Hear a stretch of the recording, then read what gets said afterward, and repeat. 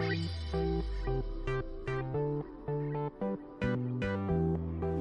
माझ्या अन्नपूर्णा रेसिपी चॅनलमध्ये आपले सहर्ष स्वागत आहे। आज मी तुम्हाला शिवजयंती निमित्त आज सुंठवडा करून दाखवणार आहे। त्यासाठी लागणारं साहित्य दाखवते। हे 2 बकलं खोबऱ्याची होती, ही सुक्का खोबरा आहे आणि ही साखर घेतली, ही वेलदोडा पावडर आहे, ही खसखस जरा गरम करून घेतलेली आहे आणि ही सुंठ पावडर घेतली चमच्यावर। आता कसा करायचा सुंठवडा ते दाखवते मी। शिवजयंतीला सुंठवडा लागतो प्रसाद म्हणून द्यायला। घरी जिन्नस आहेत त्याप्रमाणेच मी ते करायला लागले, काही जास्त त्याला काही लागत नाही साहित्य। आता पहिलं मिक्सरच्या भांड्यात हे खोबरं घालून घ्या।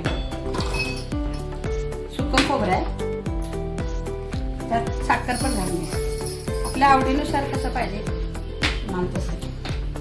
परत वेलदोडा पावडर घालून घ्या, खसखस पण घालून घ्यायची,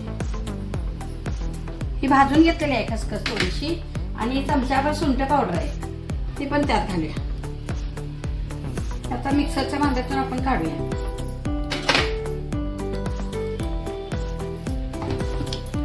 आता आपण हे वाटून घ्या।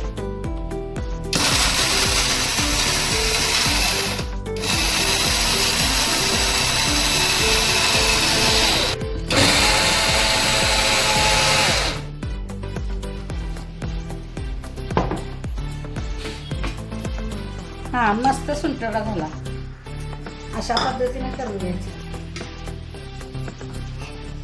सोपा आहे अगदी, काय अवघड नाही आणि प्रसादाला छान।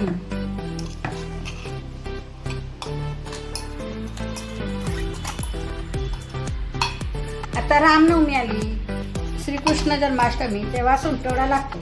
मग त्याच्यात हे पूर्वीच्या लेडीज करतात त्याप्रमाणे मी असं केलाय, सिंपल पद्धतीनं।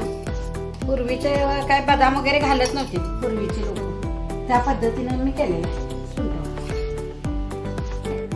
अशा पद्धतीनं करून बघा, सुंठवडा छान होते आणि टेस्ट पण छान लागते। करून बघा, आवडली तर कमेंट करा, सबस्क्राईब करा, लाईक करा, शेअर करा। नमस्कार, थँक्यू।